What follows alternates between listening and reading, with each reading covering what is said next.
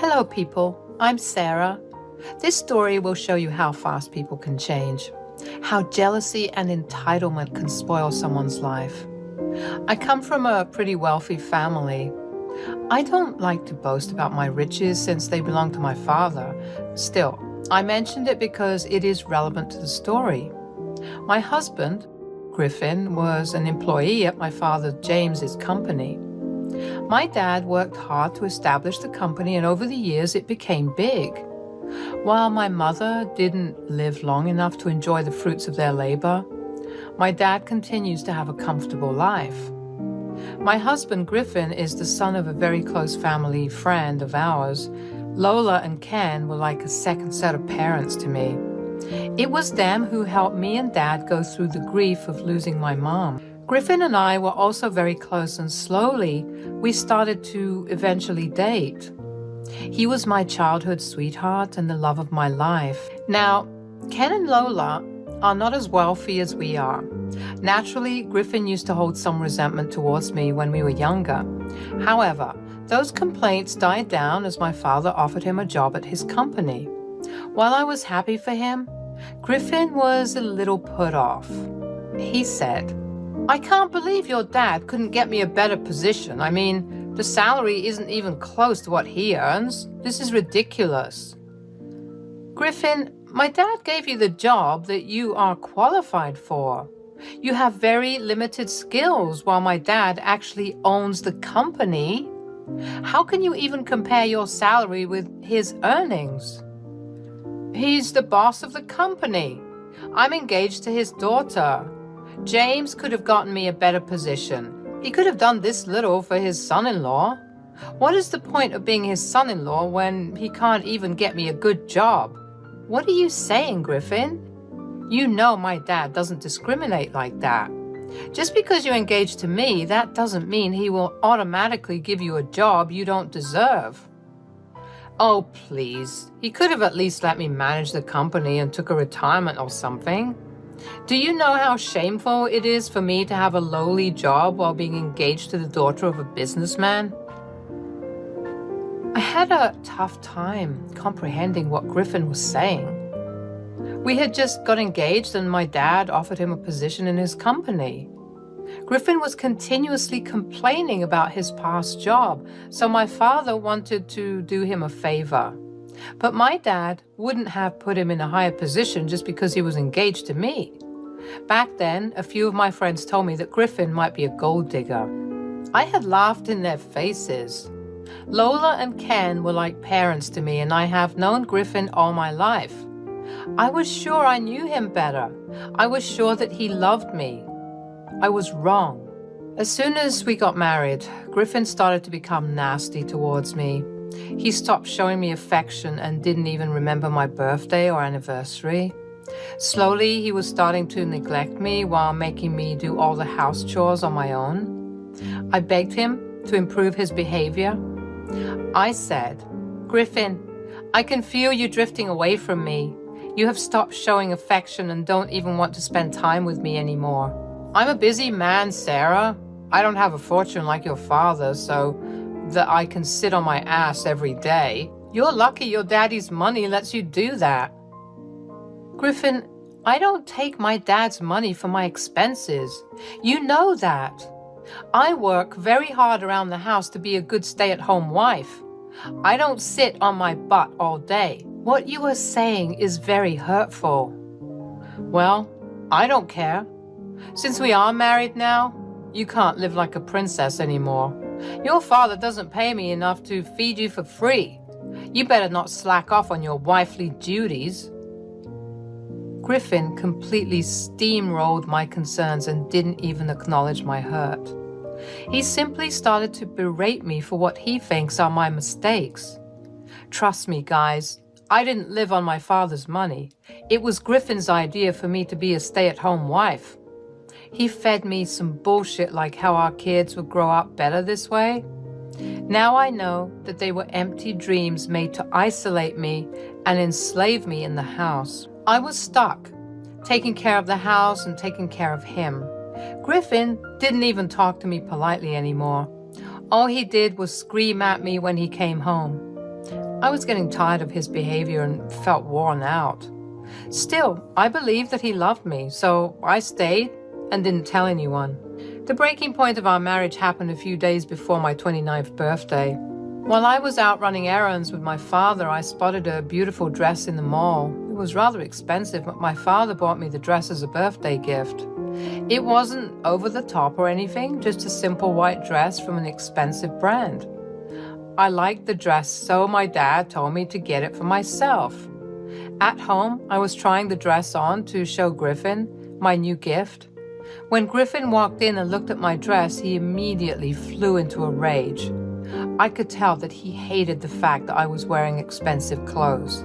Griffin was extremely upset and said, "I told you, Sarah, I don't like you going out in expensive clothes. Why don't you just listen to your husband for once?" "What I wear is none of your business, Griffin. I don't dictate what you wear, and you shouldn't do that either. It's just a simple white dress. Why are you overreacting about this anyway?" "Because your dad bought you this dress. You live with me now, and I can't afford to buy you expensive clothing. People will laugh at me when they realize that you buy stuff with your father's money." "I am my dad's only child, Griffin. Naturally, he would want to spoil me. If you want to gift me something, I won't even care about its price. I would be happy that my husband has lovingly bought me something." "I don't like to waste my money on gifts, Sarah. It was different when we were dating, but now you are my wife. I don't have to woo you with gifts. Instead of spending so much on yourself, you should be giving me gifts." I was absolutely shocked by what Griffin said. So he basically wanted me to take money from my dad and buy him stuff. It was bizarre. I had no idea why he thought that I would agree to it. Me and Griffin fought about this issue for a long time. Still, we didn't reach a compromise. I refused to give up my stuff to appease him, and he continued to demand that I buy him things with Dad's money. He said, "I know your dad gives you his credit card at times. You should take advantage of it and buy me some good stuff." Are you freaking mad? First of all, that is fraud. My dad gives me his credit card to pay his bills. You know he is not well, so I run errands for him. The dress was a birthday gift from him. I can't just go around and spend his money on stupid things. You can easily get me stuff as well. You don't need your dad's permission. If you can't buy me something as well, you have no right to get yourself a gift. No matter what, Griffin was adamant that I should either return the gift or convince my dad to give him something of the same value. I was getting tired of his demanding attitude. It was bad enough that he made me pay most of the bills, but it looked like Griffin always wanted more. Slowly, I was checking out of our marriage. Griffin didn't care and was barely home anyway. I was tired of feeling controlled in the marriage. However, divorce was also not very appealing to me right then. Somewhere in my heart, my love for Griffin still existed. I also thought that Griffin still loved me too, but I was forced to make a drastic decision because of his actions. On my birthday, Griffin didn't even wish me happy birthday the entire day. There were no gifts, no cake, no surprises, not even a mere happy birthday. His parents did wish me and showered me with affection, but my own husband didn't even acknowledge my birthday. My dad called me and I broke down on the call. He said, "Sarah, what is wrong, dear? Why are you crying like this? Are you sick?" "No, Dad, I'm not sick. It's just that Griffin didn't even wish me happy birthday today. He has been neglecting me for a while. I'm working very hard to stay in this marriage, but he is taking me for granted." "What are you saying, Sarah? I don't understand. I thought that you two have the perfect marriage. You haven't said anything otherwise. What happened so suddenly?" I finally broke down and told Dad everything. The controlling ways of Griffin, his demands for expensive gifts, all of it. Dad listened to me and was silent the entire time. I could tell that he was absolutely furious at Griffin. He said, "Why didn't you tell me sooner, Sarah? This is not okay. He's becoming abusive towards you. I still love him, Dad. I didn't want to leave him or tell anyone about our problems. He hates it when I talk about my problems. I guess I got used to not talking about it. Sarah, I think you should take a step back and reevaluate your marriage. I don't like the way Griffin is behaving with you. He is starting to take advantage of you. You need to talk to him and stand up for yourself. I know, Dad. I'm willing to give him a chance, but at this point, I doubt he will change. Let him be for now, Sarah. Today's your birthday, and I don't want to spoil it. I will call Lola and Ken. We will arrange a nice dinner and go out to celebrate. Griffin won't be invited. Thank you, Dad. I think I should get out of the house for a bit. Griffin said that he will be late and doesn't want to go anywhere.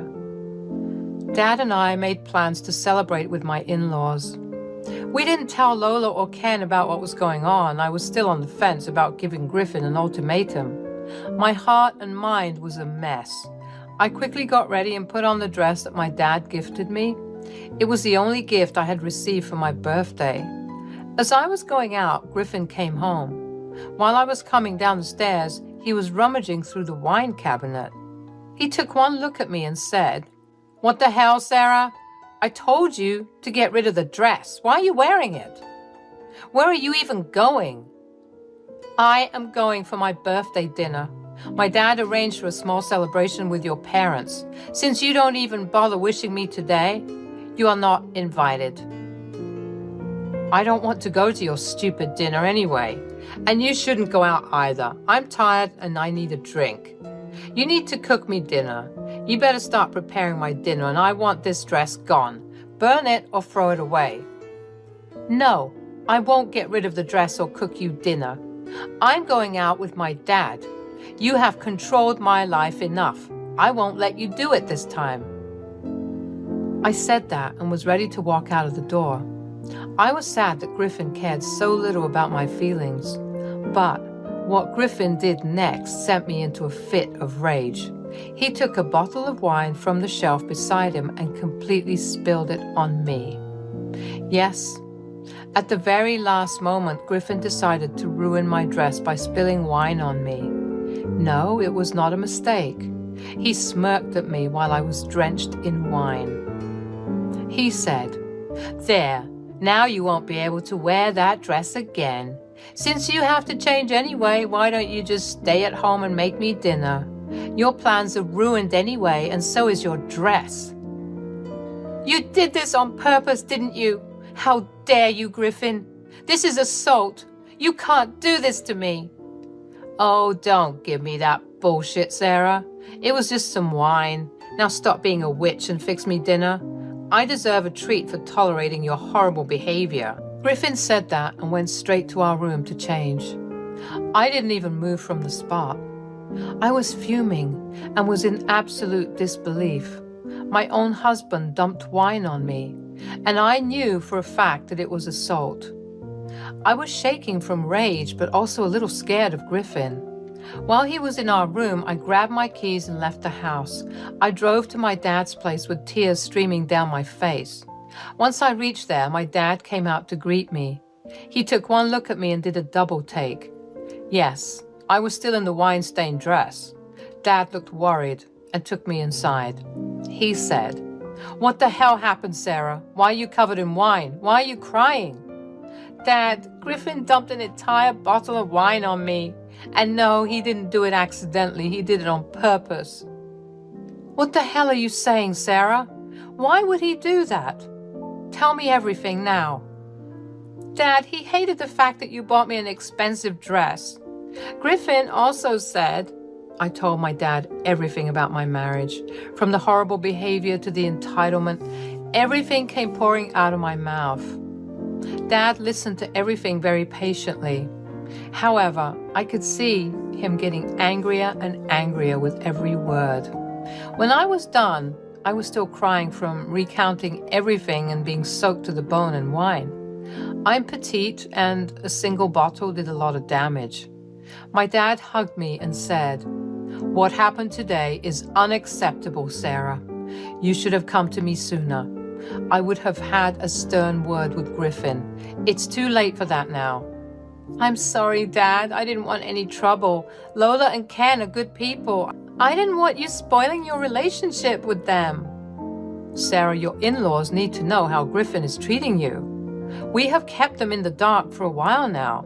I think it's the right time to show them what their son has become. They need to know, Sarah. It won't affect our relationship, I promise. Dad reassured me about everything, and the two of us had a deep discussion. I was still pretty angry at Griffin and no longer wanted to be in the marriage. However, I wasn't going to let him go easily. I was going to make him pay for what he had done to me. Me and Dad rushed to my in-laws' place before Griffin could come up with a sob story of his own. They were expecting us anyway, so Lola and Ken were not surprised at our arrival. What surprised them was my state. They quickly said, "Oh my God, Sarah, what happened to you? Why are you soaked in wine? You poor thing. Come in and change. I'll give you something to wear." "No, Lola, I don't want to change. I need to be this way because I will go to the police station next. I can't change out of these clothes." "Why do you have to go to the police, Sarah?" "You're scaring us. What's wrong? Where's Griffin? Did you tell him what happened?" "Guys, I'm afraid it's Griffin who did this to Sarah. I know you two are confused. That's why we're here to tell you everything. Let's go inside and talk." All four of us went in to have a discussion. I told Lola and Ken everything that I told my father. Thankfully, I also had the recordings of our home security system. Those videos showed Griffin intentionally pouring wine on me. Lola and Ken were shocked to see their son's true face. Lola started to cry while Ken looked furious. I said, "I'm sorry for doing this, Lola and Ken. I have no other option left. For years, I put up with Griffin's horrible behavior because I loved him. Today he showed me how vile and disgusting he can be. I'm afraid that I have to file for divorce and talk to the police." "Don't say sorry, Sarah. It's me and Lola who are ashamed right now. I don't have any words to say how mad and disappointed we are in Griffin. That cannot be our son.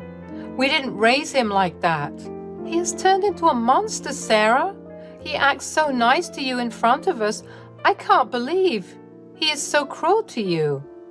You would be right to leave him and report this to the police. What he did is unforgivable." "I'm afraid I'll be firing him from the job, guys.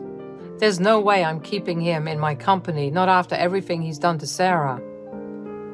"I don't want to drag you through dirt, Ken and Lola, but Griffin has left me with no choice. You have been so good to me and loved me so much. I hope we don't have any bad blood between us." "Don't worry about that, guys. James and Sarah, you will always be family to us. My son deserves to be punished for what he did. And we won't be there to support him. He will be on his own. Hell, I want to disown him, actually. I don't want to associate with a sick man like Griffin. Ken would agree with me, I guess." "Guys, I know I told you that my in-laws are good people, but I had no idea how much they would support me." Lola and Ken were absolutely furious with Griffin. They agreed not to support him and would actually disown him once our divorce was finalized. My dad was also ready to fire Griffin. But first, we all went to the police station to file a report. Then, we went out to celebrate what was left of my birthday. I was sad, but also determined to come out strong. The next day, Griffin called me frantically when I didn't come home. He also panicked over the fact that the cops wanted to talk to him. On the phone, he seemed mad and was yelling at me for defying him and so on. I recorded all the conversations and told him that he would get divorce papers soon. He blew his top and then called his parents for support. When they gave him a piece of their mind, Griffin knew he was in trouble. The next few days, he begged and pleaded for forgiveness. The divorce papers came through and Dad fired him from his job. Griffin's own parents refused to help him, so he was forced to borrow money for a lawyer. With a police report hanging on his head, Griffin was having a tough time getting a job. My dad's influence also added to his miseries. He was forced to take a lower-paying job to bring food to the table. Since I didn't work, our divorce settlement included alimony from him. We agreed on mutual divorce because he had no means to drag a court battle. Currently, he's living with 3 roommates while trying to pay me alimony and feed himself. His parents still don't talk to him but have a good relationship with me.